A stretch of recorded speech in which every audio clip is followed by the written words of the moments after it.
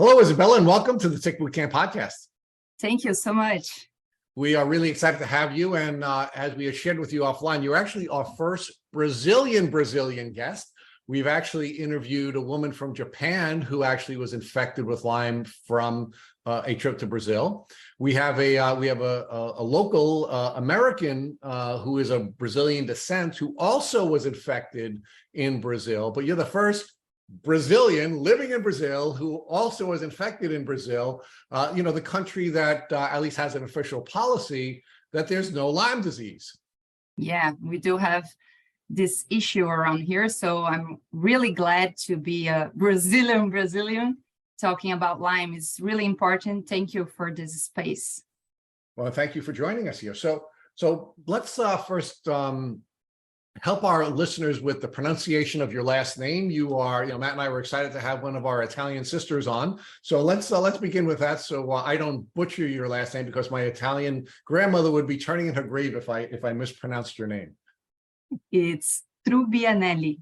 All right. So Isabella Trubbianelli has joined us here, and thank you for helping me with that. And so Isabella, let's first build out where you're from. We did share with the folks during this early part of our conversation that you're from Brazil. So what part of Brazil are you from? I am in the state of São Paulo. I think São Paulo is one of the big cities people know, but I am from São Paulo. I was born in São Paulo, but I live in Campinas, which is 1 hour away of São Paulo. It's already more inside of the country. I don't know how to say that. More centrally located. So is the place where you're currently living also a city, or are you living more in a suburban or a more it's rural both. setting? We do have rural green areas around here, but it's also a big city. So we do have both spaces. We do have a lot of parks. And we do have, in my city specifically, we do have a lot of capybaras, which is our main animal that has ticks around here. So they walk free through the city. You can see them constantly. So that's one of the biggest problems. So I'm sorry, what is the name of the animal? Capybara. And what is a capybara? It looks like a huge beaver. It's a mammal. I don't know what else to. No, yes. say. So these big beavers are walking all around the city and all over the rural. They are in our parks, in our green areas, and they carry a lot of ticks. Okay. So let's also build out who you are professionally. What do you currently do for work? And then let's talk about how you ultimately got to that place. I am a physical therapist. I work with Pilates and manual therapy in my physical therapy office. I have both. I have my own business today, and we do have a Pilates studio and a manual therapy office. So I do use my hands and my body to work. That was an issue. And I am now graduated for 7 years. I'm still beginning of my professional journey. And to the point I got sick, I was barely starting my business. And I used to work for other people for 4 years. And then I started my business. And it's a very active profession. So I used to be up 12 to 14 hours a day. I know firsthand how active a business, a physical therapy business is. I have a daughter who's a doctor of physical therapy, and it is a very, very rigorous business to perform the services that you all perform. And I know that had to be a challenge for you when you had gotten sick. But let's hit the pause button there and walk back a little bit. Talk to us about your childhood and what it was like growing up, where you're growing up, and what kinds of goals and dreams did you have during your childhood? I always knew I wanted to take care of people. I wanted to do something with healthcare. And I wanted to be a doctor at first. And I was always active, we used to travel a lot. I was a normal kid, having fun, traveling with my family a lot. I came from a huge family. I have a lot of cousins. So we were always in, I think I can say, farm. I used to do a lot of activities in green areas, in the outside, and really good student, really good at school, really always wanted to do everything right and doing well at school, and always thought about doing medicine, being a doctor. Life had other plans for me.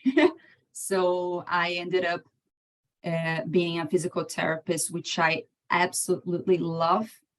And the thing that made me fall in love is that I use my body to heal, basically, and not just a prescription. So I started to fall in love with that. I didn't know what physical therapy was until I was already in college. I entered and I was, okay, let's see what that is. I had no idea, and I fell in love, and then I quit on being a doctor and started my physio journey. So you also completed your graduate studies in physical therapy as well. So both your undergraduate and your graduate studies were done in physical therapy. And here is just one thing. Oh, okay. We get out of high school, and we go to college to do what we are already set to do. We don't have this in between that you have.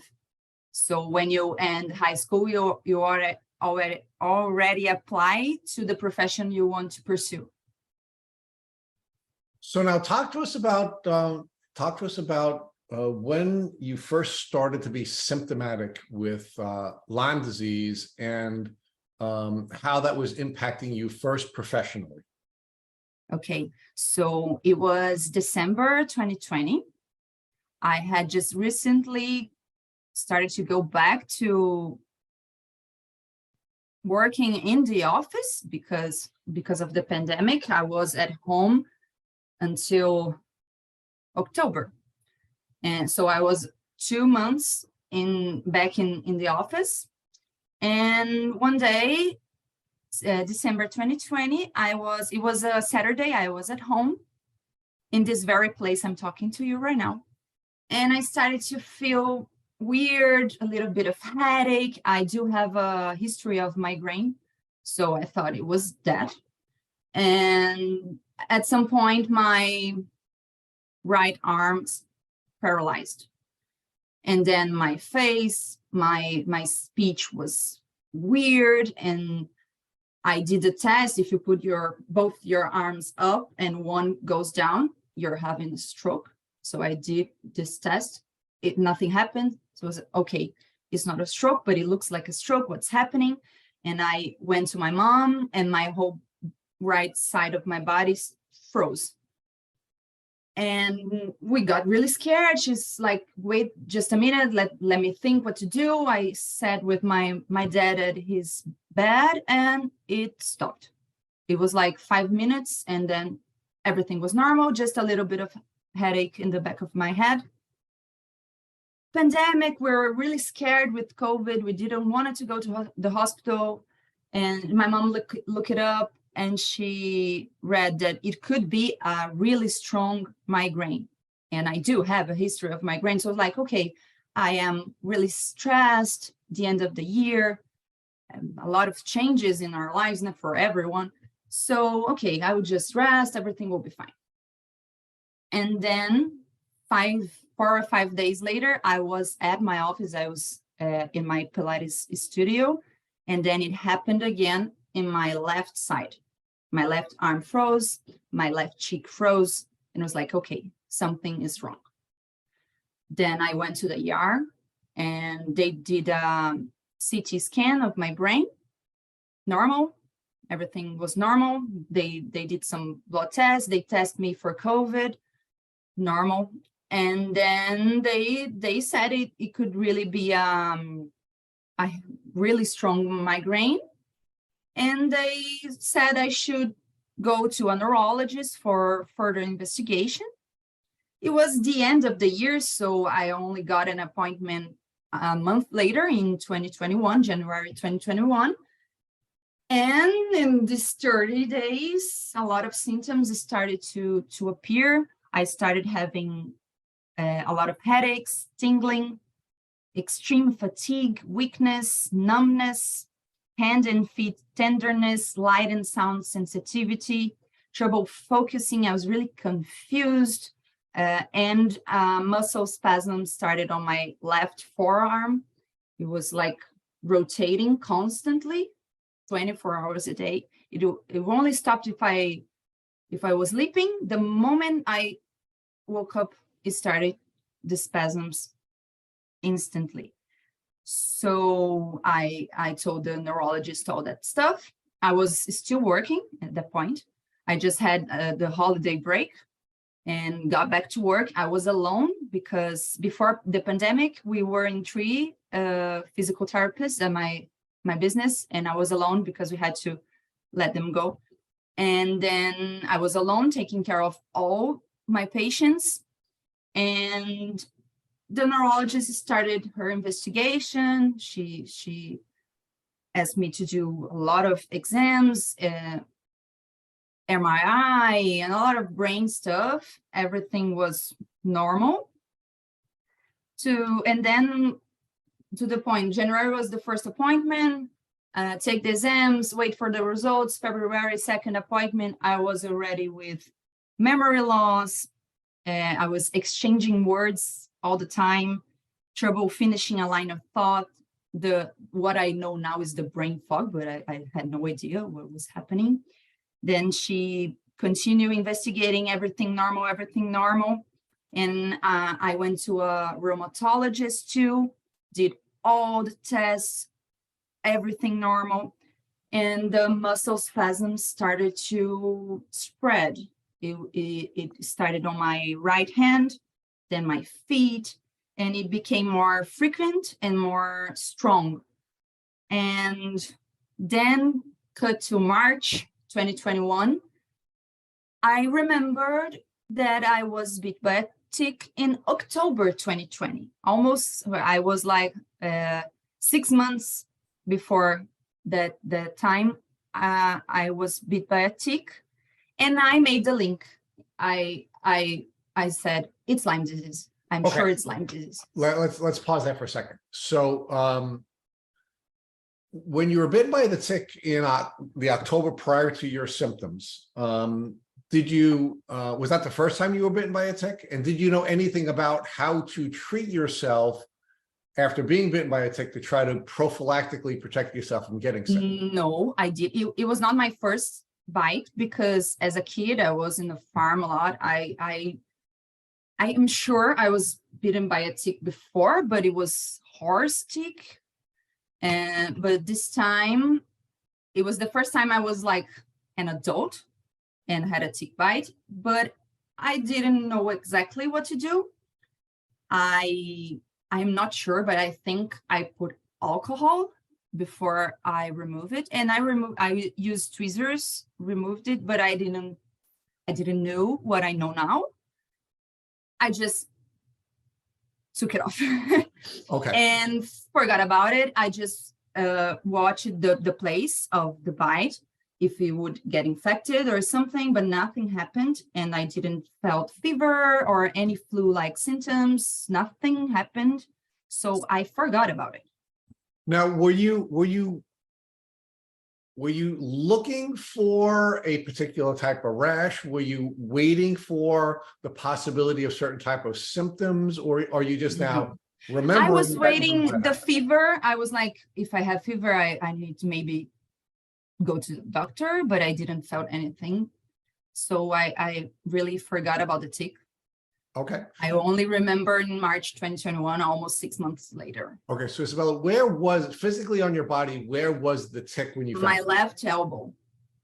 Okay, and how long do you believe that tick was on you? Meaning, was was the tick, did the tick look like it had been on you for a while because of the size of the tick, No, it's really, really, really tiny. I only had sure it was a tick after I removed it and zoomed it in my picture because it was so tiny. My mom thought I was removing a mole. And I think it was around 2 days because it was the first week I got off my house to go to the office during the pandemic. I was in my house constantly. And 2 days later, I was in the pool. And when I put my arms to the side of the pool, I saw something on my elbow. I was, what's that? Is it a mole? Is it a tick? I wasn't sure. And I removed it, zoomed in to take a picture, and I saw some legs. So yeah, it was a tick. Okay, so you didn't take a picture of the tick while it was biting you. You took a picture after you had removed it. Both. I took both. Okay. So why did you take a picture? Just so that because you're young, to try to see if it was really a tick. Yeah, so you wanted to see, you wanted to be able to magnify it. So it really wasn't to keep a record of having been No, bitten. it wasn't. Okay. So now what did you do with the tick? Did you just discard the tick or did you save it? Yeah. No, I think I threw it in the toilet. Okay. So now you said that you had been suffering from migraines for a good portion of your life. Do you think your migraines may have in fact been a symptom of you harboring the Lyme disease for an earlier portion of your life, and then this tick was something that was a reinfection that caused your body to lose the capacity to manage these microbes? Or do you think that your illness— I never thought about it, but I don't think so, because at some point we found out I am allergic to artificial coloring in food. It was my main reason to the migraines and stress, psychological stuff. So when I started treating those things, my migraines got better. So I think I had a migraine as a first symptom because of Lyme, and Lyme started there. I don't think it was something, it was with me through my childhood. Okay. Let's talk about Lyme disease and what you knew about Lyme disease up until that time. Okay. Were you generally aware of Lyme disease because of your pre-college education or any cultural information or any public information that was available to you during your childhood? No. The only thing I knew about Lyme, it was the name of the disease because of Avril Lavigne and Justin Bieber. I followed Avril since forever, and I remember when she got back with music, she wrote Head Above Water about Lyme, and I was like, oh my God, what she was going through, that must be hard, and I was really impressed, and I had no idea it would happen to me too. But I only knew the name. I didn't even know it was tick related. But in 2020, during the pandemic, I watched Afflicted on Netflix, and they talk about 3 Lyme cases. I think one that is already diagnosed and he trying to get better, and 2 other girls who had symptoms. They were trying to figure out what was happening, and by the end of the series they both found out they had Lyme. So in this series they talk about the tick bite, the name of the bacteria, and how the infection happened. So this was a little bit recent in my mind. So when I was having symptoms and I remember the tick bite, I made the link. I knew it was Lyme, and I wrote on my notes to ask the doctor if it could be Lyme. So it's more about because of the series that I learned a little bit and made me think of Lyme. Okay. So as a physical therapist, did you ever have any educational materials provided to you about Lyme disease and how to treat people with Lyme disease? No. So the only information you had leading up to the time where your spirit was telling you that you have Lyme disease, the only information you had about Lyme disease was from musicians, Avril Lavigne and Justin Bieber, Yes. and from watching one of the afflicted units. So it's largely from popular media that you had received that information. Yes. All right. So what was it about the tick bite all these months later that caused you to believe that that was the reason you were suffering from all these symptoms? Because I didn't have any other option to look into. We made all kind of tests, and to that point it was like, is it their stress or is something we don't know about? We were ready to accept, okay, I'm stressed, so I'm having all these symptoms because I'm overwhelmed. And so thank God I remembered the tick, because most people don't even remember being bitten by a tick. So it made sense. And I was like, I hope it is, because there is an answer. I had no idea what the disease was. I had no idea what was about to happen. And even in my first prescription, it was just 30 days of doxycycline. I was like, oh my God, 30 days is a lot. I had no idea what was waiting for me. I can tell you that the people who are listening to this podcast, they had a shudder when they heard you say you were hoping it was Lyme, right? Yeah. Right? Because I just needed an answer, you know? Yeah, well, that wasn't the answer I'm sure you wanted, but you didn't know you didn't want it until you found yourself in the middle of a bad place, right? Yeah, exactly. So let's talk a little bit about the conversation you're now having with your neurologist about Lyme disease. So you said you were treating with a rheumatologist and a neurologist at the time that you had come to the conclusion that you might have Lyme disease. So who did you explore this with? One or both of those doctors? Neurologist. The rheumatologist, I just made all the tests for all the diseases, and everything was negative. I ended my journey with her there. And so it was the neurologist who tested me for Lyme. And she said she was testing me for a lot of different infectious diseases that could give weird symptoms, according to her. And Lyme came back positive. Okay. And do you know what type of Lyme disease test your neurologist used to? At that point, it was ELISA. It was, I'm sorry? ELISA? ELISA. Okay. Now, Matt's going to talk to you a little bit more about your diagnostic journey, but I want to walk back to ask you a couple of other things to flesh out this process. When you first went to your neurologist and you raised the prospect of Lyme disease, what was the neurologist's reaction? Because we do know that there is an official policy in Brazil that there is no Lyme disease in Brazil. So what was your neurologist's response to your conversation about Lyme disease? She considered it. She said, I asked her, I said, I was bitten by a tick 6 months ago. Could it be Lyme? She said, it could be. I don't think it is, but it could be. Let's get you tested.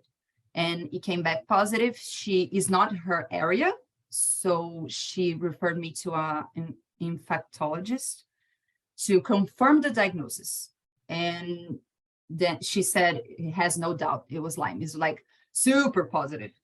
So, and then okay, let's try to, I never treated someone with Lyme before. Let's see what we can do. But since the beginning, she was very humble. She was very clear that she didn't know how to treat it. She had to look for it. She was trying to study, and she did her best. But I started with 30 days of doxycycline in a prescription from the infectologist. Okay, so let's pause there for another second, Isabella, and let's again walk back a little bit more. When you first thought that you might have Lyme disease, now you're a healthcare professional, you're in the healing arts. What type of research did you do, and how did that either help you or not help you when you were doing the research and finding out what you were finding out about this disease prior to your diagnosis? When I remember the tick bite, I just Googled Lyme disease, And I started to read the list of symptoms. I was like, I have that, I have that, I have that, I have that. So yeah, it is Lyme. I didn't go any further. I don't think it's good because Google has all kinds of stuff. So I stopped there just to see if my hypothesis it was valid. And it's like, okay, it really can be, it makes sense. And then I left with the doctors. Okay. Now, did you know anyone in your community who had Lyme disease? No. And or did you reach out to any members of the Lyme community prior to getting your diagnosis? No. All right. So now you have this enlightened doctor, and she's willing to explore Lyme disease with you. Talk to me about how this was. Let's build out in a little bit more detail before Matt takes you through the diagnosis, how this was affecting you personally and professionally. Meaning, when you're going to all these doctors and you're taking all these tests and everything is coming back negative, you didn't have any of the other things that you had. They thought you might have. How was your family reacting to you being sick, but struggling to get a diagnosis? Was there anyone who, for example, was doubting whether or not you were sick physically and that maybe this was a psychosomatic illness? No one ever doubted me. They were worried, of course. I was worried, and we're just trying to find an answer. Everything that came back negative, we were relieved because the hypotheses were all scary. So it's like, okay, it's not a brain tumor. Okay, it's not aneurysm. Good, that's great. But what is it? So we were really struggling because we wanted answers. And to the point we were like, is it stress? Am I that stressed right now? What's going on? I don't think I'm that stressed. I was stressed. Of course I was. I was trying to make my business survive the pandemic alone. I had to take care of my patients. So I was worried I might have to stop working at some point. I was feeling weaker and weaker, and my body was failing me. I was like, how am I able to do my job if I can move? Because I use my body to work.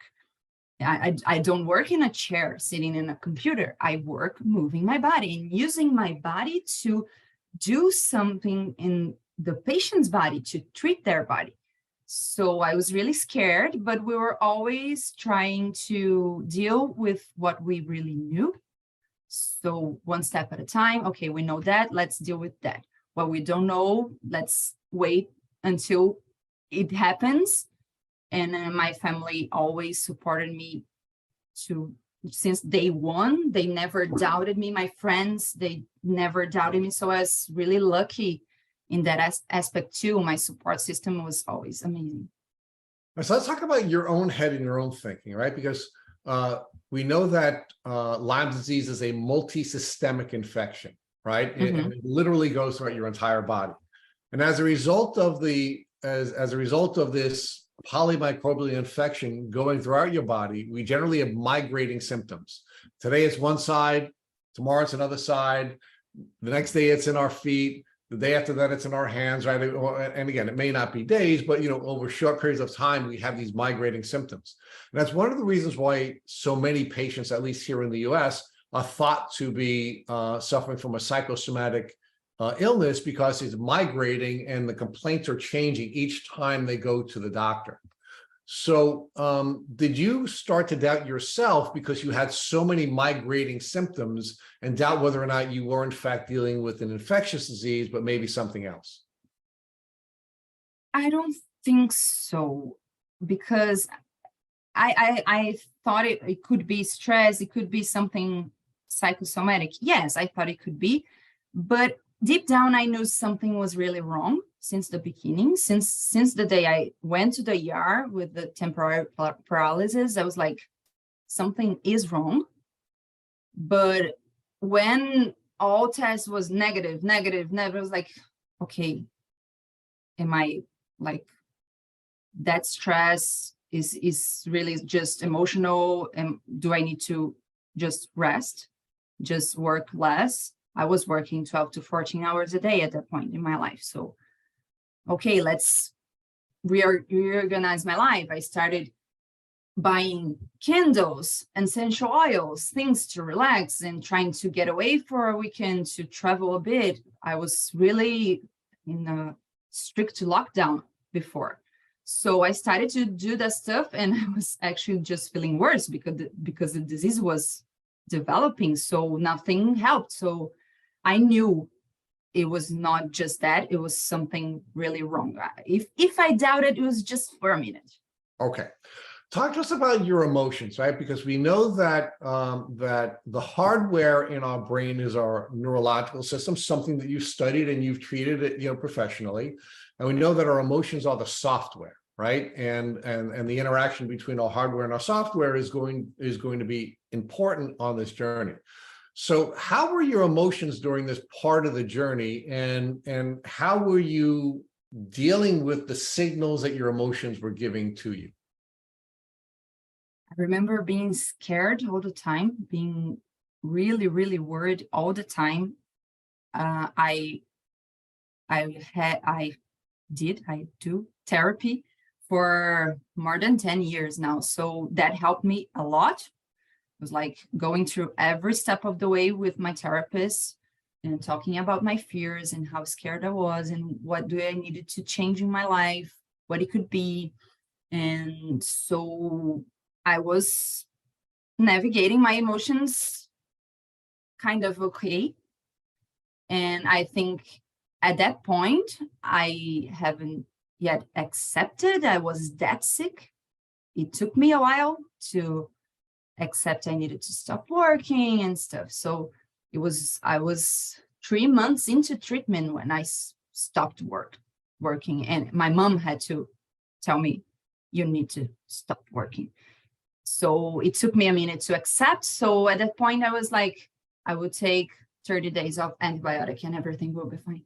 Okay, so Matt's going to now take you through your diagnostic journey and probably clean up some of what I missed. Rich, you're killing me. I have so many questions written down already. I'm trying to be patient. So that Matt doesn't jump out of his seat, I'm going to let Matt now take you through the diagnostic journey that where you and I had left off. You had gone to the infectious disease doctor and you had gone for some additional testing. Yeah, Isabella, I just have some questions about this part of your journey, right? Because there are a lot of things out there that we can anecdotally make observations about. What I mean is, Rich and I have interviewed almost, oh my goodness, 400 people at this point, and we've spoken to thousands of people in the chronic Lyme community, and there's a lot of commonalities that we're seeing. So, for example, one extreme case is somebody we really love and admire, Gina Vales, who runs this gym and is constantly running these training classes. She would overexercise, and she'd constantly have a declining health. Then she finally got a diagnosis. She'd do better. She'd overexercise. She'd have stress being a business owner, and she'd have health issues. So I think, we generally think about exercising and being, somebody who's go, a physical therapist, moving your body. Wow, you must be pretty healthy. But do you think that maybe you were overdoing it, and because of that, you compromised your body and made yourself more susceptible to develop these neurological and systemic Lyme symptoms within a short period of time? Yes. Yeah, I mean, at the time, as a physical therapist, did you know that was such a thing, or did that revelation come later on once you got a diagnosis? As I started my treatment, since the beginning, I knew I had to go through it because I need to learn something. And the main thing I learned is that I was all my life focus was to my work, not myself. Yep. So now I focus on myself. I love my work. I do work. Thank God I got back to work. But I live for myself. I don't live for my work. And I was going through not a healthy path there. So something needed to change, and had to be something really impactful for me to change, because I wasn't seeing it. I was like, I need to work. I need to make it happen. Go. So yeah. Yeah, and I think the stress of being a small business owner as well, right? You were running your own business. You were working long hours. You were physically overexerting yourself.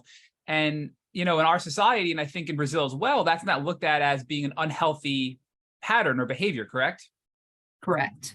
And I remember that I used to work 12 to 14 hours during the week. And on the weekends, I didn't want to go out at all. I just wanted to rest because I was exhausted. So I had no social life. And when I go out, it was like I had to force myself to go out because all my energy was going to work. So I wasn't really living, you know.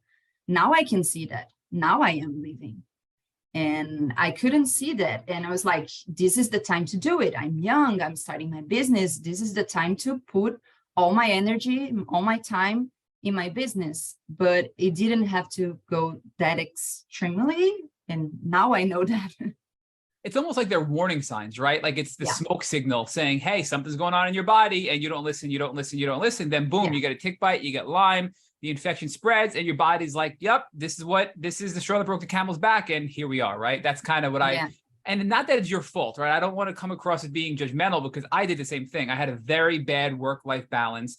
And I had a very bad relationship with exercise because if I had emotions or stress, I would just go for a really long run thinking, oh, it's healthy to be in my outlet, right? So there's got to be a balance there. And again, it's not that this is your fault. It's that this teaches us how to live a healthier lifestyle to make us less susceptible to an illness from a real infection like Lyme disease and probably many other things from a tick bite or whatever else is going on in your body.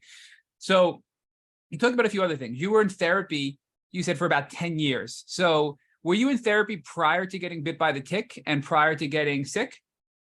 Yeah, I started therapy when I was ending high school.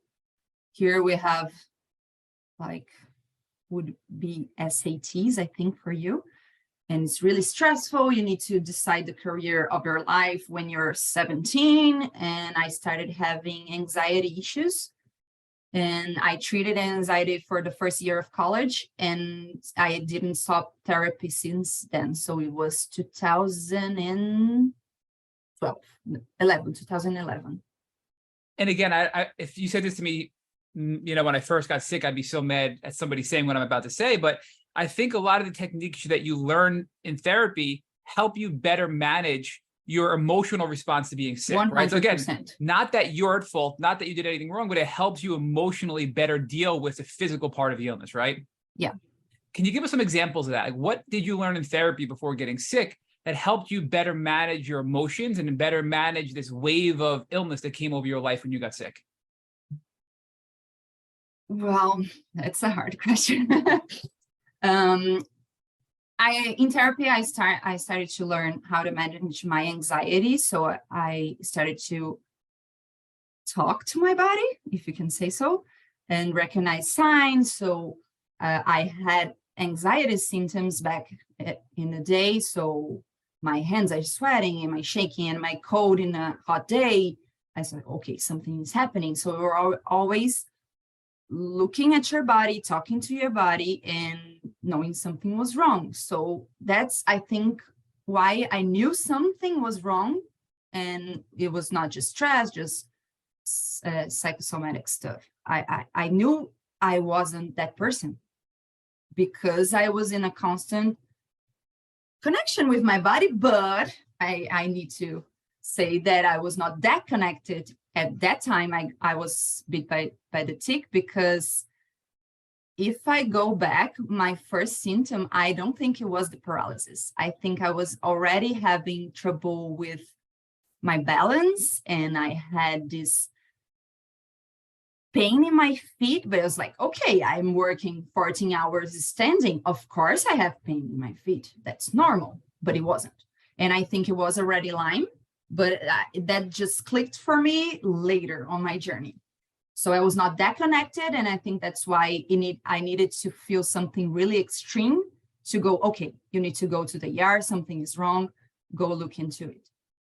Yeah, I can tell you, you were a billion times more connected with your body when you got diagnosed than I was with mine. So although you said you had to make some more progress, I think the exercises and the therapy techniques that you went through to help you, going through your SATs and getting out of high school helped you be able to better read your body, right? Because what you were describing, most people don't have those skills that you learned from therapy to help you, I believe, get a quicker diagnosis than most, right? Because 6 months is a short period compared to some other stories where people are sick for decades or for many years. So again, not to diminish your journey, but that's a shorter period of time than the average that we've experienced on this podcast. I think that's largely in part due to how much you are connected to your body and being able to interpret your body signals, right? Yeah, So I agree.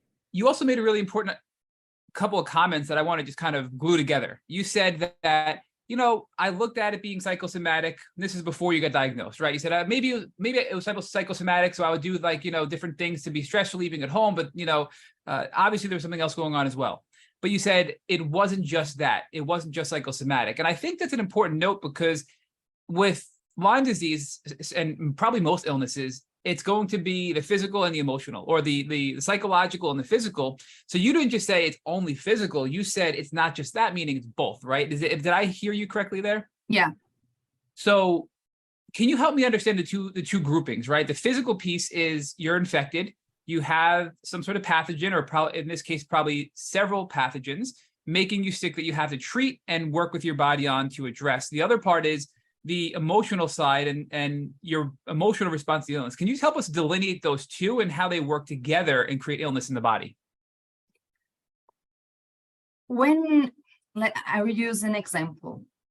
Flu season. It's flu season, everybody gets sick, but some people don't. So when our emotions are all over the place, our immune system suffers and we're more susceptible to get the flu or whatever. And I think at that point, I was really stressed. So I was more susceptible to get infected by that tick that bit me. Maybe if I was in a better place mentally, I wouldn't be infected there. I wouldn't feel anything there. I would feel like some people say, and we know stories like that. I was bitten when I was young, but my first symptom happened years later when I had an immune system. I don't know how to say it. Yeah, like a weakening event, we right? say going down. An immune compromising event. Yes. Yes. Thank you. Yep. So it's not just physical. It's not just the infections. Why I was infected. My body was like super stressed, super fragile, more susceptible. So it happened really fast for me. Maybe if I was like relaxed, it was not pandemic or whatever, I wouldn't feel anything. People get bit. Of course, the tick has to be infected, but part of me thinks that maybe if the tick is infected, if it didn't find a body that is susceptible, maybe that body won't get infected. Or it won't get infected at that point. It will only get infected later on. Yeah, like we all know Rich is a tick magnet. I don't know if you've listened to other episodes, Isabella, but Rich is a tick magnet. He gets bit probably a dozen times at least every summer, and he's never been symptomatic or tested positive for Lyme, but I think we probably know he has Lyme in his body, but he's just managing it, right? So why is Rich never symptomatic, whereas you and I were, right? And I think we're diving into some of these reasons. And I think the same analogy can be applied to your profession, right? In physical therapy, the emotional state combined with the physical state results in the outcome. Meaning, if I have pain, but I'm also stressed and anxious and afraid, maybe because of the pandemic or I'm afraid of the unknown, that emotional state creates hormones which create inflammation, right? Or if I physically tense up because I'm stressed, and that physical tensing action or the chemical release of hormones is going to make my symptoms worse, and it's going to make me need physical labor even more, right? So they kind of work hand in hand, I think is what I'm saying. Yes. So I'm also curious, what is the health insurance situation like in Brazil? Because here in the States, we oftentimes have a hard time getting coverage, especially for a Lyme-related doctor. Almost none of them take health insurance here in the States. Are you a private or a government-run healthcare system there? And how hard is it to get medical care when you're sick? We have three situations here. We have private. My Lyme specialist today is private. We have, I think I can use insurance companies that not all people here can afford it, but it's better if you can, it's better because there are better doctors and less waiting.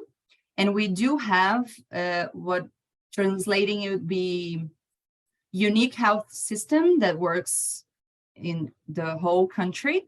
That is the government, and it's free, but you don't always get the best doctors, and the lines are huge. For my Lyme journey, I used all of them. Hmm. So at that point, where we talked about it already, it was insurance. All my appointments, the ER, all the tests, all covered by the insurance, which I pay monthly to have the right to use my insurance. So I don't have huge health bills like I know you have there. I don't have to pay for a huge amount for an MRI, for going to the ER, for going to an appointment. It's inside this monthly fee. Yep. It's almost like a subscription. In today's world, everything is a subscription, right? You pay and you get a service, and when you stop paying, you no longer get the service, right? But Yeah. It sounds like there's really three groupings. The first one is you can get probably the least effective or the worst grouping, which is you get basic level health insurance through the government, but the wait is long, the care is not as good. Or you can pay a monthly fee to a company to get covered with a copay, where you go and you're not going to pay a ton of money because you're paying you pay each month for that service. And then the third option is totally private, out of pocket. You pay for the entire thing, and there's no insurance involved. Correct? Yeah, correct. Okay. So when you first got sick, you were able to get into a doctor quickly because you went through your insurance that you paid for that monthly subscription, and not the government insurance, correct? Yeah, correct. Okay. So you went to your doctor, you had to think of Lyme disease, and then your doctor was like, probably not, but I'll test you, and you tested positive, right? That's kind of where we left off with Rich, I believe, right? Yeah. Okay. So she wasn't very well versed, it sounds like, in Lyme. Did she try to treat you, or did she refer you out to a specialist? What did she you do there? tried. We didn't know any specialists at the time. She tried, and she referred me to infectologist to confirm the diagnosis. This doctor gave me my first prescription, 30 days of doxycycline. And of course, I got worse, but we didn't know anything about Herxing and all. So the neurologist was like, that's not okay. It's not good enough. So let me see what I can do. Then she kept the doxy and added IV antibiotics, the neurologist. So after 30 days, you switched over? Yeah, after 30 days of doxy, I kept the doxy for another 30 days and added the IV. Gotcha. So then the second month, for the second 30 days, you were on doxycycline and IV antibiotics. Yeah. Did you stop both at the same time at the end of the second 30 days after 60 days? No, because I wasn't getting any better. So I stopped only the IV, and she said, keep the doxy because we need to think for a minute, what can we do? Because I don't know this disease. I will try to talk with some colleagues. I'm searching articles. I'm trying to see what I can do. The IV antibiotics she saw in an article. So she was trying, she was doing her best. At that point, I was in my third month of treatment and I was stuck. I wasn't getting much worse by that point, but I wasn't getting any better. And I decided I needed to do something. So when I first got diagnosed, my uncle looked for a Lyme specialist, and he found on Instagram a doctor in São Paulo. And since he was in São Paulo, at first we thought it wasn't like, okay, we don't really need to go there. I am taking antibiotic, I will get better. But when it got stuck, I said I need to see him. At the same time, he was promoting a live stream on Instagram. So I decided to watch before deciding to go see him. And I was impressed. I was like, okay, he knows how to deal with Lyme. I need to see him. But I was too sick to go. São Paulo is near me, but I was too sick to get out of my house. So I DM'd him on Instagram and asked if he would do an online appointment. And he said yes. So I never met him in person until today. So I scheduled an appointment. It was June. So I was already 4 months into my treatment.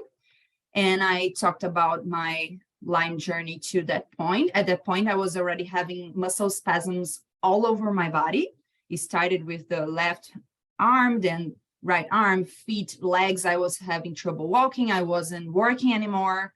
And he said, your treatment is not wrong, but it's incomplete. So let's change everything up. And then he took me out of the doxy, and he rotates antibiotics, and he does cycles. I have my notes here because a lot of information. So my first cycle with him was 45 days with 3 different antibiotics. And then I got really, really, really worse before I got better.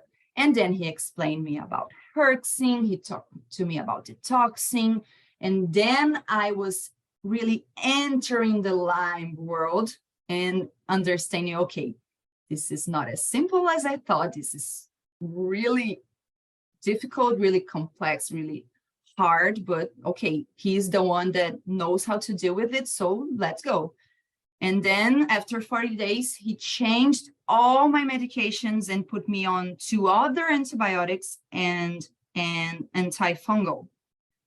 And then I started to get better. In September, I started to get better. Then, so that's 90 days. Yeah. Then he after this part, he said, even since I was diagnosed in 6 months, he said, I am not sure you have chronic Lyme, but I prefer to treat you for chronic Lyme if you have acute, than treat you for acute if you have chronic. So I got so much better that he said, maybe it's not chronic, but let's keep going as chronic because I won't risk it.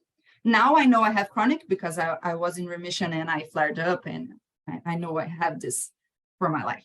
But then he does a thing he calls immunomodulation maintenance phase. So it's 6 months of 2 antibiotics, 1 antifungal, 1 vermifuge, and one of the antibiotics is a shot, a penicillin shot.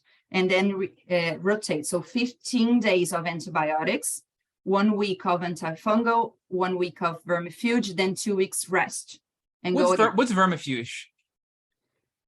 How do I explain this? Is that the name of the drug? No, it's the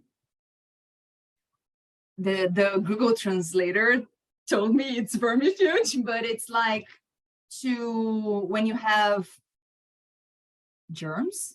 Oh, I Googled it. Yep, they're parasites. So an agent that destroys or expels parasitic worms, parasites. Yes. Yep. Okay. Okay. Yep. So then he does that rotation system for 6 months. And then I went into remission in May 2022.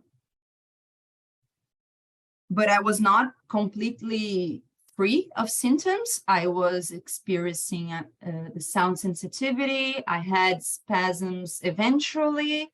And he said, we don't know yet if you will have this, or when we put you out of the medication, if your body will start to recover even more. And it did. I got even better after a few months with no antibiotics. And I was in remission for 4 months, and I flared up because I was trying to get back to work, and I was really, really scared, and I got really anxious. So then the emotions making my body get sick again, because I didn't know what kind of physical therapist I would be able to be. My body was still weak. I was bedbound for months. I was in my rehabilitation, but I was not strong enough. And I needed to go back to work because I needed money. I needed to live. And I was really, really struggling with the coming back to work. I say that I am still going back to work. It's a really long process, and it started with few hours a week. And this fear, this anxiety made me flare up. And I got back on treatment in September 2022 with only a penicillin shot at that point, because I was not that bad. He said, let's try to just see if the shot makes you feel a little bit better. And it did. But then in December, I got COVID. Hold on right there. So I want to, before we talk about COVID, I have so many questions. Okay. So, I'm going to kind of go back, right? You got sick in December of 2020.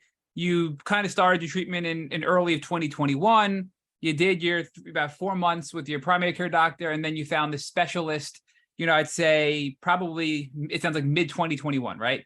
Yeah. So at what point did you stop working? That was early 2021, right? Right before I the stopped specialist? working in March, end of March, beginning of April of 2021. Okay. When I got into the IV, it was April. When I started the IV antibiotic, I stopped working. Did you shut down your business, or did somebody else take it over? No, I found this angel in my life, another physical therapist. She's with me until today, and she started taking care of all my patients, and I stayed home managing the business and helping her with some small stuff. But she started working my 12 to 14 hours. All right. So I was okay. Let's you take some recovered. time to take care of my health, and my business is safe.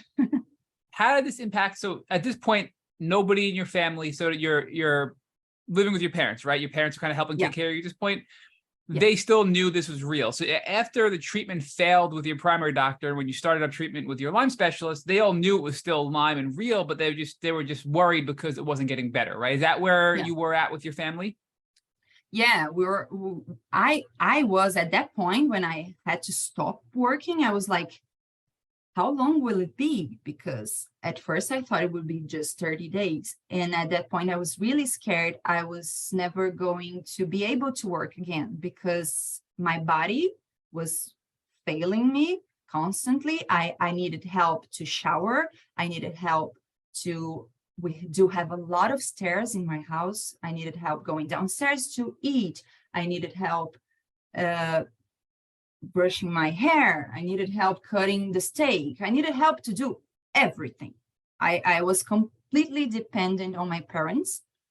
It was like how a body who's completely dependent on others can take care of my patients. How am I doing this? At that point, I was like, okay, maybe I will have to change careers. I will have to, or just stay home and manage the business from home and put someone there like I was doing at that point.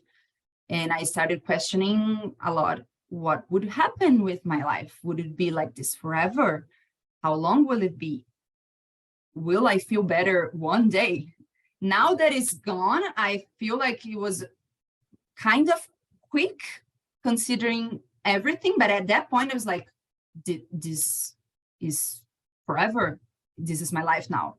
And my parents were really worried because I was really independent. I used to travel alone. I used to do everything alone. And now I was bedbound and needing help to do everything. I think an important message there, though, Isabella, is in the moment you thought this was going to last forever. You thought you'd never get better. And if you have that thought, it makes you much less likely to try to fight it to get better. But yet you still did. And I think this is just a message of hope for our listeners that don't give up, keep trying new things, find new doctors. There's a lot of alternative, ways to treat, whether it's antibiotics, alternatives, et cetera. So that I think is important in this takeaway message you just described. But then the follow-up question to that is, if you were questioning whether you'd ever get better and you really thought maybe this is my life, what motivated you to keep fighting if you had doubt that you'd ever get better? God. God, because at some point, I never told anyone that, but I thought I was going to die. At some point in my lowest days, I thought, okay, I think this is the end for me. And if it is, it's okay. I made peace with it. Let's just enjoy every second of what I have. So even really sick, I was like, let's see the sunset, because I do have the privilege to see the sunset from my house. So my dad was constantly, come see the sunset. Let me help you. Enjoy the food you can eat, because I was still in a strict diet. But what I could eat, let's enjoy it. The juice, the vegetables, whatever. Let's enjoy the thing you can watch on the TV. Let's enjoy the 20 minutes you can sit in the computer to manage your business, because it was 20 minutes max. I could be standing in this chair. max. And then I need to lay down, and I was like trouble breathing, exhausted. So when you face death, it changes something inside you, and it makes you want to fight with all you have. So some days I was crying to sleep and asking God, please, I can't take this anymore. Help me have some strength to keep fighting. I want to keep fighting. And always I woke up in the next day feeling better. So it was like, hey, rest for a bit. It's not over yet, but you have today, rest. Today is going to be easier so you can recharge and fight again tomorrow. So it was God.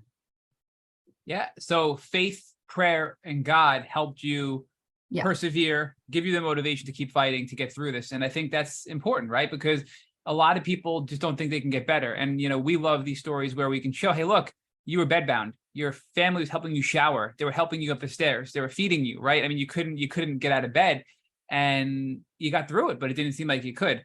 So in addition to that, I'm still focusing on the 2021 period when you're kind of transitioning from the regular doctor to your Lyme doctor, starting with your treatment. You got worse at first, and you pivoted and went to the antifungals with the antibiotics, and you felt a little bit better there. What was it like? Did you with your friends? Were you in a relationship? Do you have a boyfriend? How were your personal relationships besides your parents impacted during this time? I was single at the time, and I think that was good because it would be a lot to deal with. My friends were amazing since day one, and they were always, we have WhatsApp groups, and they were constantly asking about, I could vent with them, whatever I needed, and they surprised me. They sent me flowers, they made surprise visits, and when they were together, we did video calls so I could kind of be with them. I missed a lot of birthdays, a lot of stuff, but they always made me feel like I could be with them somehow. Distance was not a thing for us, and I think it strengthened our relationship even more. So they helped me a lot. I knew I could cry to them. I could curse. I could do whatever I needed. They were there for me since day one, and my family too. So around mid 2021 to mid 2022, you were with your Lyme specialist, right? So you were treating for about a year, it sounds like. And then at the end of that year, you were doing much better. And you still had some symptoms, you said, but that's when you decided, I'm going to go and start figuring out how to get back to work and getting back to my life, right? So now we're talking about May of 2022.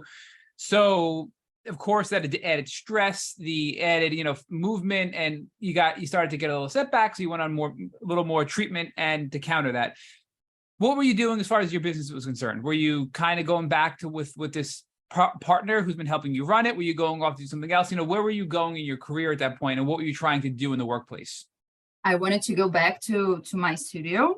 I started with the Pilates because Pilates, I can give a Pilates lesson class with just verbal.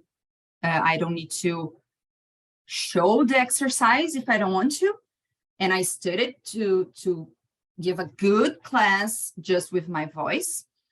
But I knew I needed to train my brain because I was away for almost 2 years total. At that point that I started to go back, I was away for 1.5 years. And I needed to be there to retrain my brain to think like a physical therapist think.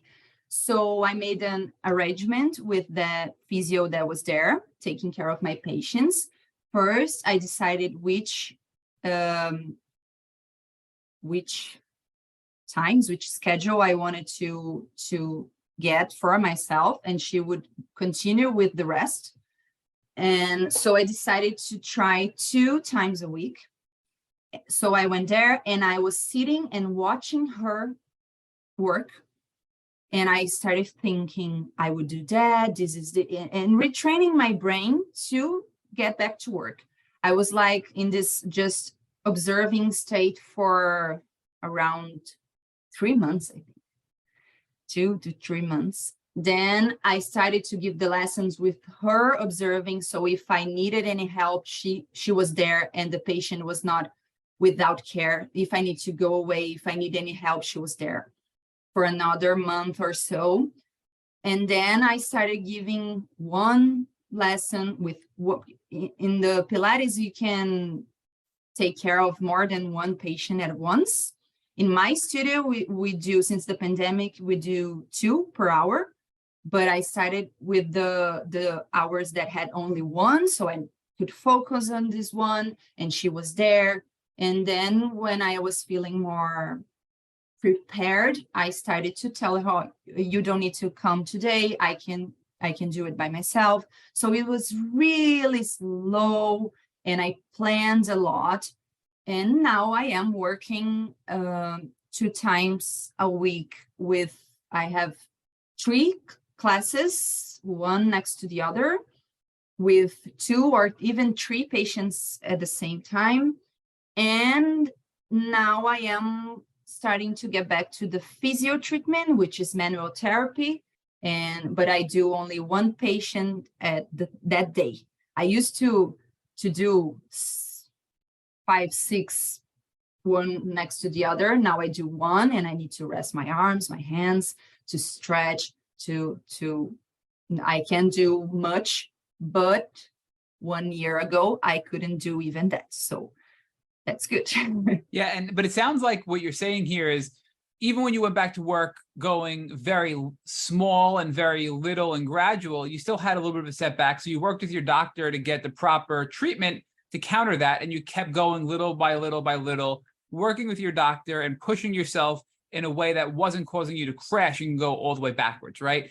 Yeah. And over the course of a couple of months, you went from observing to teaching 1 person, to teaching several people, teaching a couple people back to back, and then teaching, more than 1 person at a time. So you were really gradually building up. But then that led us into about December of last year, 2022, and then that's when COVID hit, right? Yeah, I was, because of the fear of getting back to work, I was getting back. Everything was fine, but in my mind, it was like, can I be a good physical therapist having Lyme? Will I be able to do a good job? Because my reference was before Lyme. I was working 14 hours. I was like, go, go, go. And I didn't want to get back to that. But who is this person that now has a disease, has a little bit of limitations? How am I had to reinvent my practice. And it's working good. But at that time, I was really, really scared I wasn't going to do a good job. So I flared up a bit in September 1st, but I didn't have to stop working. I kept going, but I wasn't with the antibiotics shots. But when I got COVID in December, it was really messy. The spasms came back really hard. And then the doctor said, okay, heavy treatment again as quickly as possible. I got back to treatment on Christmas. Did you stop working when you got COVID? I mean, obviously No. you did not. Okay. I took 1 week off to reorganize myself, and it was almost the holiday break. I take 2 weeks, so total it was 3 weeks. And then January I was back, and I stopped the physical, the manual therapy. I stopped because my arms were really, really weak, but the Pilates I kept, because I think it would be good for my emotions to not have to stop working again. And I was not that sick. I was doing a good job, and all my patients knew what was going on. So some days I needed to sit a little bit during the class. They knew what was going on. So I was like, give me a break here. Let's go a little bit slow. And I kept working.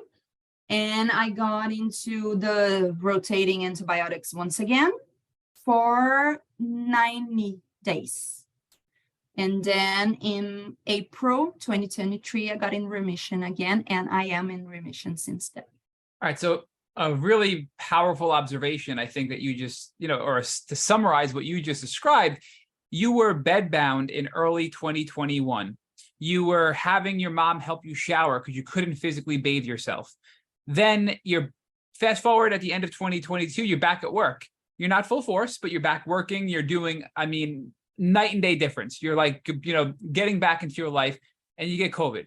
And I can tell you, you can probably relate from my standpoint. The biggest fear is, as we get better, what happens if I get sick again? What happens if I get COVID? What happens? And that fear can become really toxic, right? It can really drain us and drain us physically and emotionally.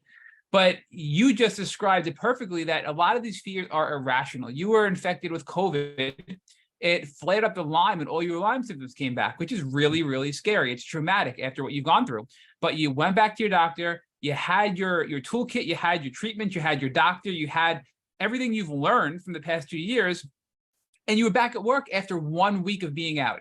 And you had to gradually go back at it. But I mean, that's a powerful transformation, where you were bedbound, being bathed by your mom, to saying, I got COVID, all my symptoms came back, and a week later I was back at work, right? That shows how much you rebuilt your body and how resilient you became because of everything you did, right? And I think that's a really important takeaway, because so many of us, as we get better, fear going backwards and fear getting, the cold, the flu, another tick bite. But if we continue to become more resilient, and we continue to have our healthy lifestyle and all of these doctors and tools and things we've learned under our belt, right, we won't get as bad as we were before. And I think that's a powerful message. What are your thoughts on that?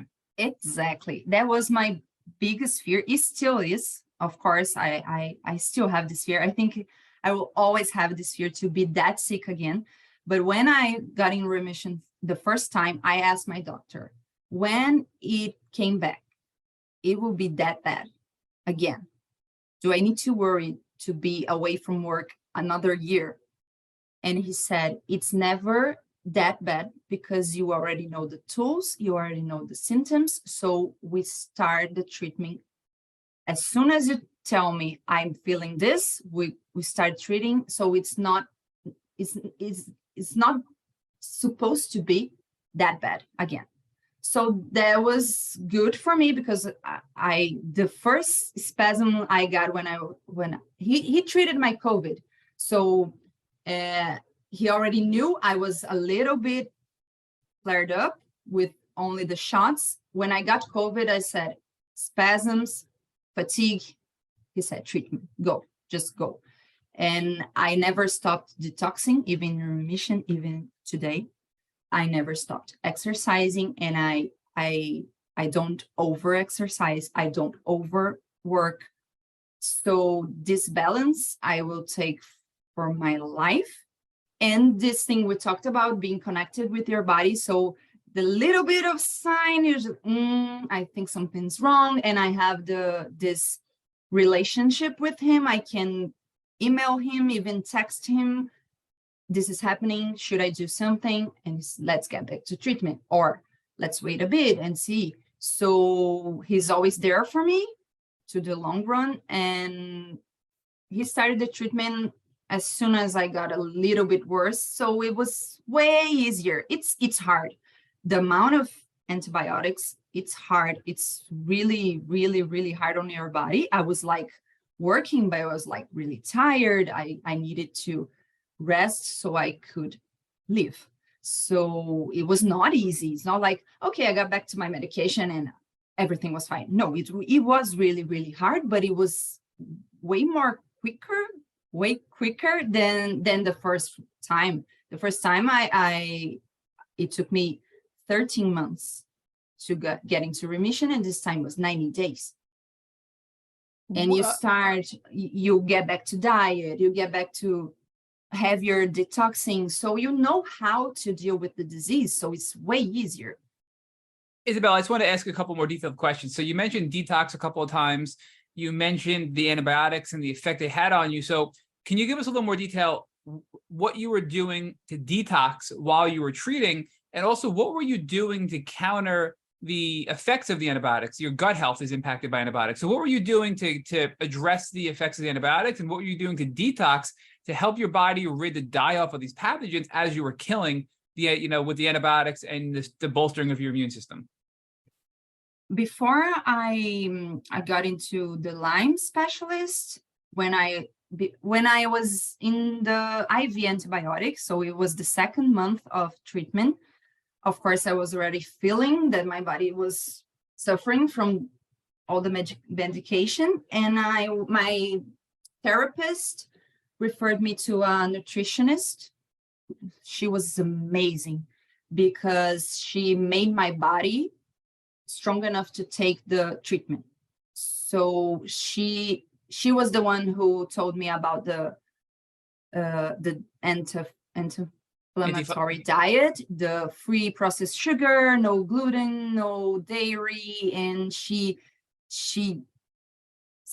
told me about a lot of different kind of teas and juice and a lot of kind of weird stuff. I had to take some of them not good, but I went all in and I did everything she told me to do.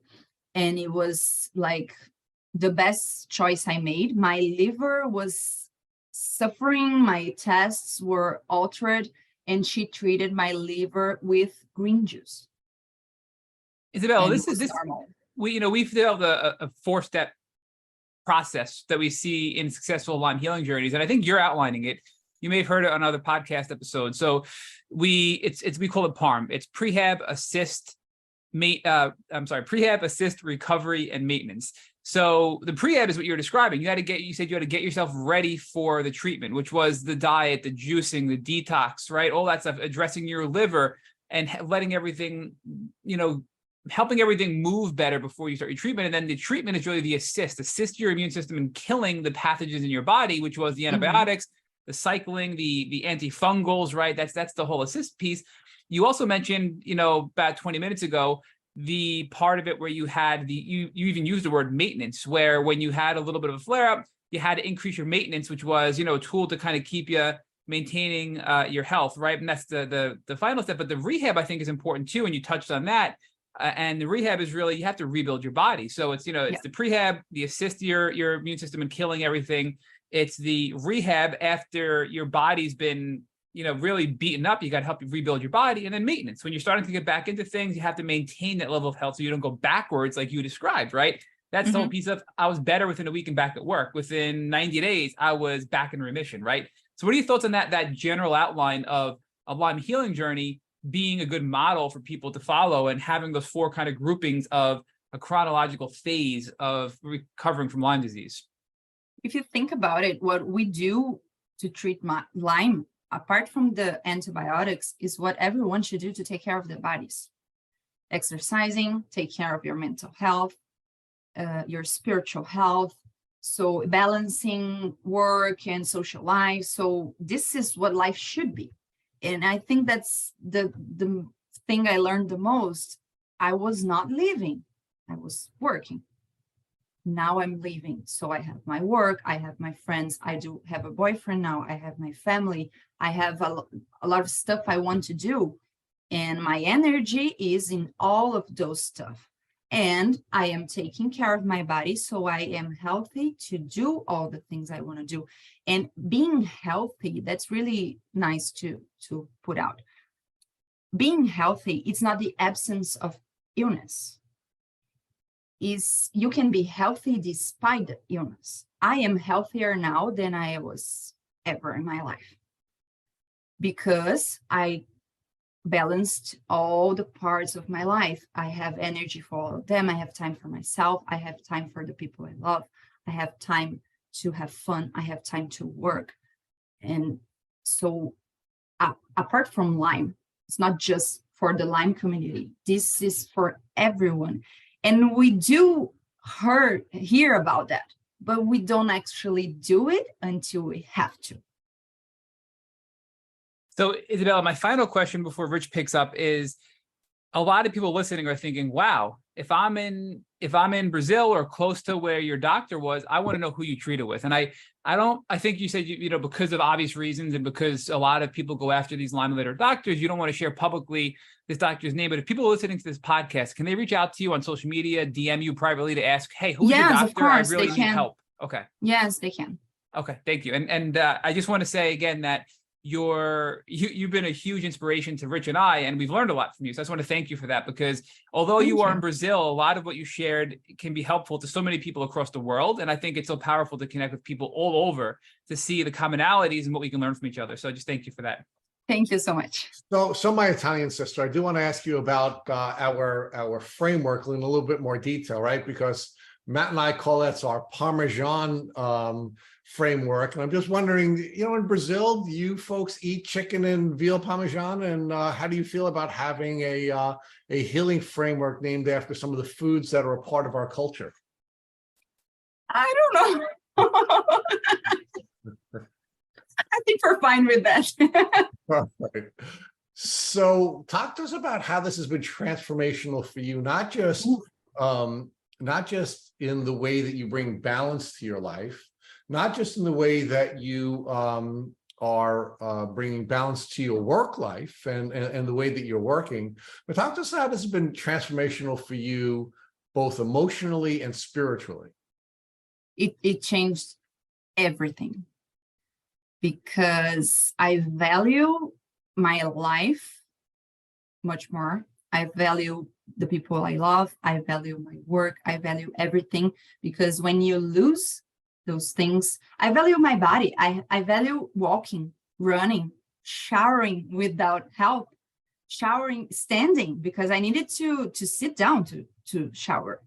So this tiny little things we take for granted, I don't take for granted anymore. And I enjoy life more. I enjoy what I eat. I enjoy working. I enjoy waking up in the morning, even if the weather is bad, even if it's cold. I do complain about the weather. Of course I do, but I enjoy being alive. And I was already on my spiritual journey before Lyme, and I think that helped me get through my Lyme journey, but it intensified it even more. So I think somehow I would get to that place I am now, mentally, physically, and spiritually, but Lyme accelerated that process for me. So I am happier, I am more grateful, I am more patient with myself and with others. Things that used to really get on my nerves, and I was, oh, that's a huge problem I need to deal with. Why this is happening to me? Now it's just a situation I need to handle, and I solve it. I'm more practical, and it takes more to really, I think, oh, that's a really big problem.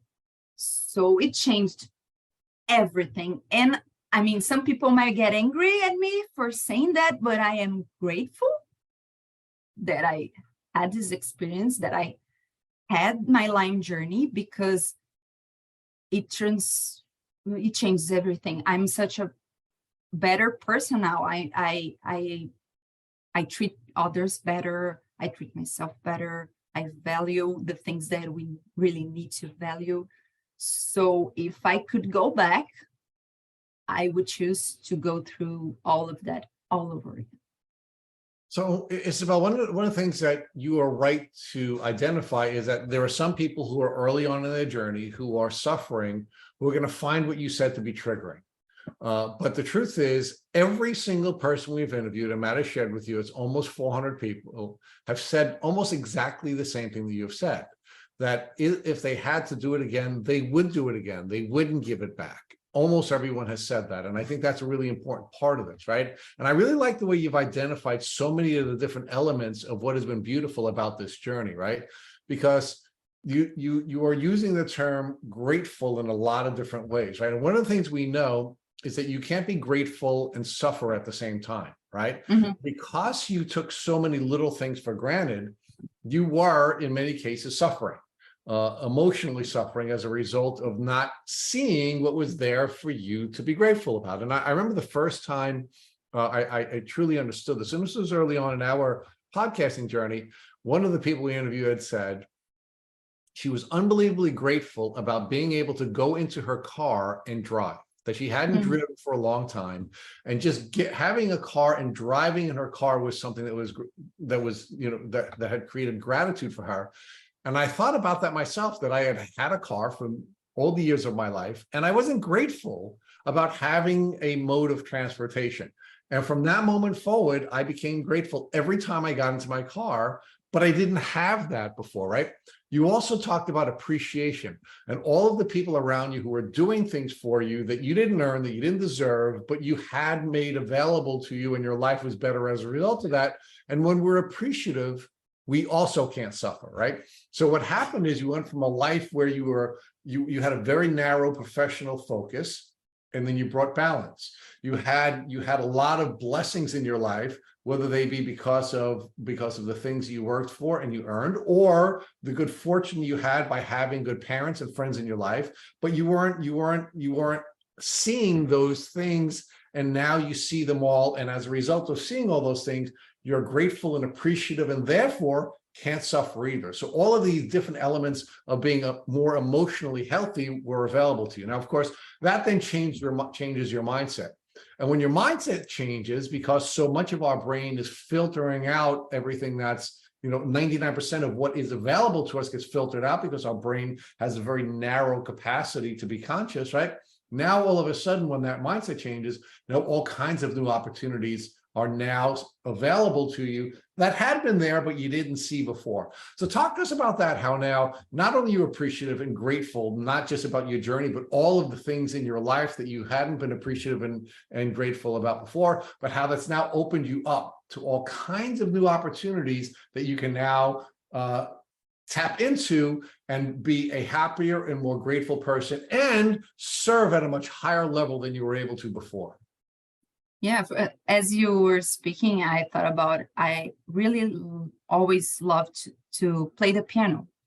And for some reason, I stopped because I was focusing on other stuff. Work was more important than playing the piano. Even on the weekends, I was so tired. I didn't want to play the piano. And since Lyme, I started to revisit those things I really enjoy doing. And why I'm wasting my time in not doing those things. And the first time I played the piano after my Lyme journey, I cried. I was like, why was I leaving that behind? It's something I love so much. And now I play constantly. I never played that much in my life. And I even made an Instagram account with some piano videos.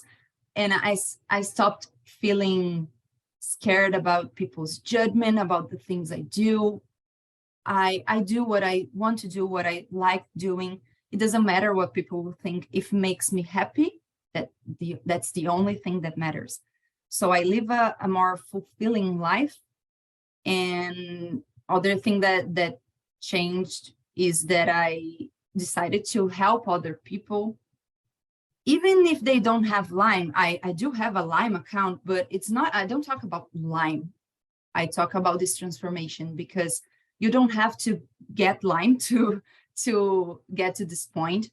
And if I knew what I know now, I could have prevented a lot of suffering. So this is a really beautiful thing that happened for me, the opportunity to be that voice that helps, that gives information, that spread awareness, and that when I decided to make the Lyme account, I thought, if I help one person to avoid all the suffering and share some light, it will be worth it. And I created a really nice community there and made friends in the Lyme community. I think we all did. And so it's really beautiful. And I think I started dreaming again, and I want to travel again. I'm not just like, I need to work, and then I will see what I do with my life.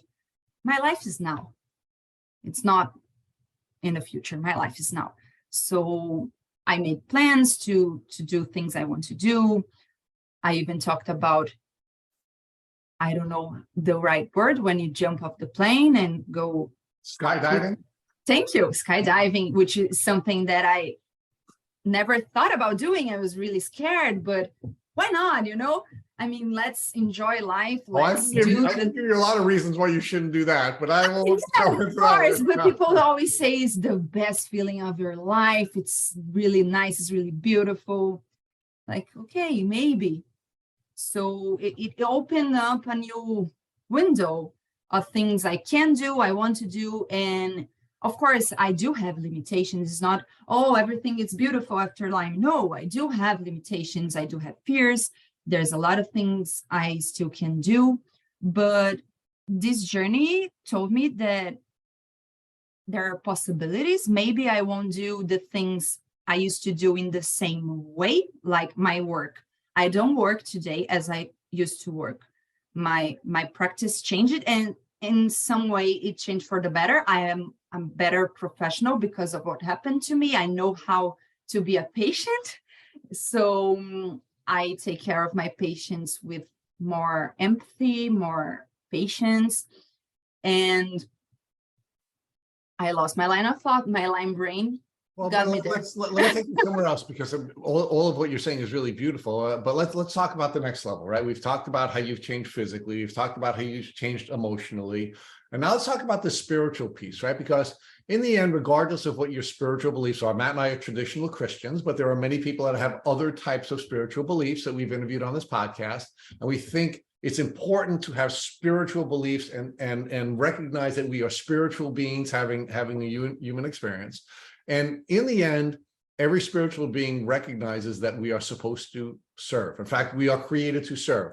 And you began to touch on how you are serving differently, how you're serving your patients differently, how you're serving your community differently, how Lyme became your community, and how important it is to have voices in Brazil and in countries where there is this official belief or policy that denies the existence of Lyme disease, right? But you're being very brave as a healthcare professional, and you've created a community and a Lyme page in Brazil in Portuguese, which unfortunately we can't help folks in that community because we don't speak that language. We don't have the same capacities that you do, right? So talk about how service has now become a premier element of your life, and how all of that has made your life richer as well. And you may have matured into that at some point, but certainly not at this early stage in your life.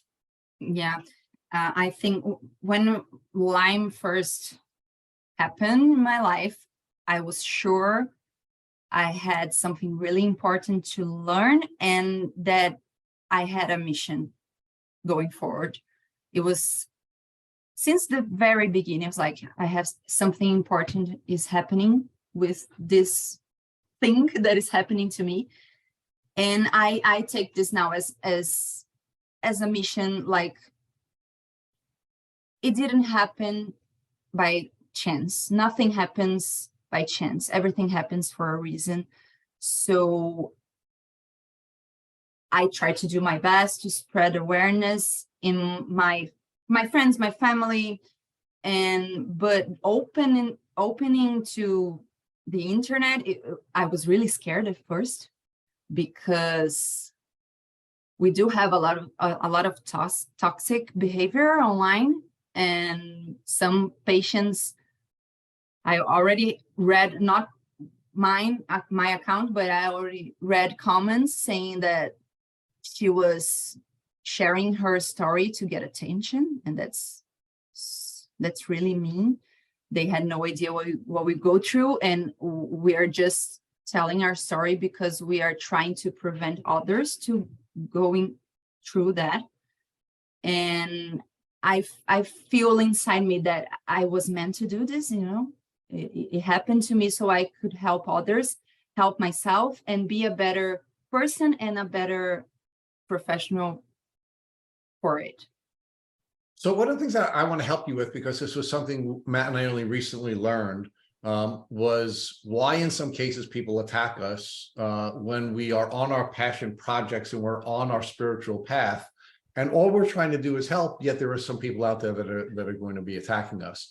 And one of the things we recently learned, of course, and we should have but didn't, is that unfortunately, when people are in the throes of this disease, they become very fragile emotionally, and when we're in a fragile emotional place, we find ourselves in fight or flight, right? We find the sympathetic nervous presentation of our nervous system as the primary presentation. And when we have that primary presentation, we can only fight, flee, freeze, faint, or fawn. Those are the only 5 things that can happen when we're spending so much time in that state. And there are some people that are going to be triggered into that state when they're watching you share the successes that you've had, because they right now are in a place where they can't see that themselves, right? But hopefully, all of those people who are in that kind of pain will be able to understand, as we show them grace, that this is available to them as well. And even though they're in pain right now, and even though they're fighting right now, and even though they're being triggered by all of the blessings you're trying to share, that the time will come when that will be available to them, and then they can learn those lessons and pass it on to the next person. So we have to make sure that we show grace to everybody, even the people who are attacking us, because it's really not about what we're doing. It's really about what state they're in and what mindset they have because of this terrible disease that's attacking them physically and emotionally. And I think once we understand that, it's easier for us to show them grace, and it's easier for us to try to help them to see all we're trying to do is put models into the world that will hopefully shortcut their journey and everyone else's journey. So I want you to think about that the next time someone attacks you, and please call us, because we're always happy to support you, having been through that, many times ourselves. And again, one of the blessings that I have about working with Matt is because I have been blessed not to be on the journey. When people are attacking us, Matt lets me take care of those things so that it doesn't become triggering for him. And Rich, I got like 17 for you tonight to respond to, so you're good in that area. All right. And so Isabella, we're happy to help you. And again, being a part of now the Tick Bootcamp community, because you've been so kind and generous with your time, we certainly want to be helpful to you in any way we can. Thank you so much. So let me ask you the final question, because I want you to get back to your family, and it is a Friday night, so I'm sure your boyfriend wants to spend some time with you today as well. So let's go through the final question, right? And you know what that is. If God forbid your boyfriend came into the room right after the podcast, and you're on your way out, and you look over and you see a tick biting him, what would you help him to do so that you could help him to avoid going on a chronic Lyme disease journey? I would help him remove it correctly, not burn it, not put any substance in it, remove slowly in one single movement, and not squeezing, not pushing, pulling in one abrupt movement, and antibiotics. At least 3 weeks of antibiotics. I would tell him specifically to go to my doctor, my Lyme doctor. He knows what he's doing, and take antibiotics. And I already had that talk with people really close to me, and they listened and they took the antibiotic, and they are fine. Isabella, we can't thank you enough for taking so much time out of your schedule to share your beautiful story with us. And before we leave, we want to send love to the folks in Brazil. Thank you so much. Thank you for everyone listening, and my DMs are always open. Thank you both for the opportunity. And every opportunity I have to talk about my Lyme journey, I take it, because it is important to spread awareness. I want people to know, even if you're in your lowest now, I was there, it can get better. Don't give up, keep fighting, because there is a life after Lyme.